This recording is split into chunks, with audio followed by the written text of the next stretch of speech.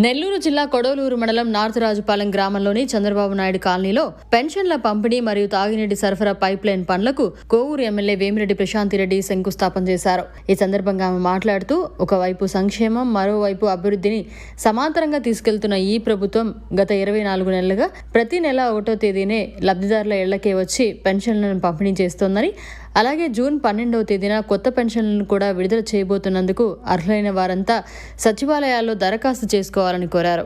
ఇదే సమయంలో స్థానిక మహిళలు, నాయకులు ఇళ్ల స్థలాల ఇబ్బందులను ఆమె దృష్టికి తీసుకురాగా ఎక్కడైనా ప్రభుత్వ స్థలాలు ఆక్రమణలో ఉంటే వాటిని వెంటనే విడిపించి అర్హులకు ఇళ్ల స్థలాలు కేటాయించాలని ఎంఆర్ఓని ఆదేశించారు. ఈ సమస్యపై రెవెన్యూ మంత్రి మరియు సీఎంతో మాట్లాడి పూర్తి స్థాయిలో పరిష్కరిస్తానని హామీ ఇచ్చారు. అందరికీ తెలుసు, మనకి తల్లికి వందనం సూపర్ 6 సూపర్ హిట్ మనం చేసుకున్నాం. ఏదైతే ఎలక్షన్ ముందు మీకు చెప్పామో ఇక్కడ ఉన్న ఎంతో మంది తల్లికి వందనం పిల్లలకి వేయడం జరిగింది అకౌంట్లలో. అదే విధంగా స్త్రీ శక్తి పథకం కింద ఉచిత బస్సులు ప్రయాణిస్తున్నారు. మీరందరూ వెళ్తున్నారా? మీరంతా ఫ్రీగా పోతున్నారా బస్సుల్లో? ఏమా చెప్పండి, వెళ్తున్నారా? మరి గట్టిగా చెప్పాలి కదా వెళ్ళేటప్పుడు.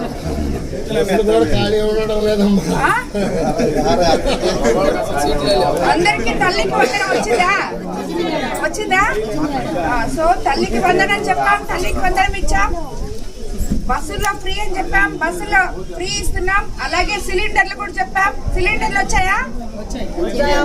చెప్పండి గట్టిగా, వచ్చాయా? అదే విధంగా మనకి ఏమైతే చెప్పారో ఎలక్షన్ ముందు అవన్నీ కూడా ఇక్కడ ఎవరైనా పొలం ఉంటే అన్నదాత సుఖీభావ వచ్చిందా? పొలం ఉంటే ఉన్నారు కదా, ఏమన్నా మీకంతా రాలే? వచ్చింది కదా, చెప్పండి.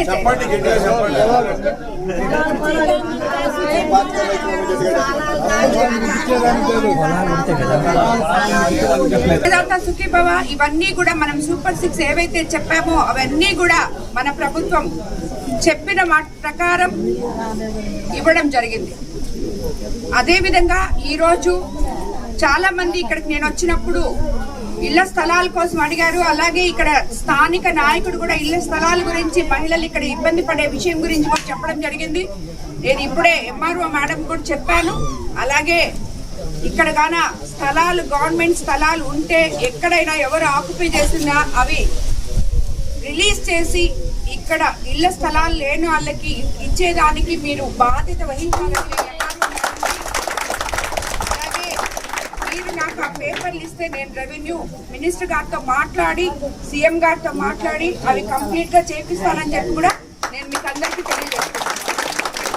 ఈరోజు మనం ఇక్కడ ఎన్నో రోజుల నుంచి వీళ్ళకి మంచినీళ్లు తాగడానికి నీళ్లు లేకుండా అవస్థ పడుతున్న ఈ సిబిఎన్ కాలనీలో ఈరోజు మనం సుమారు 10 లక్షలతో పైప్ లైన్ వేసుకుంటున్నాం. ఆల్రెడీ పని కూడా స్టార్ట్ చేసేసారు. ఇంకొక వారం 10 రోజుల లోపల మీకు అందరికి ఇక్కడ నీళ్లు వస్తాయని కూడా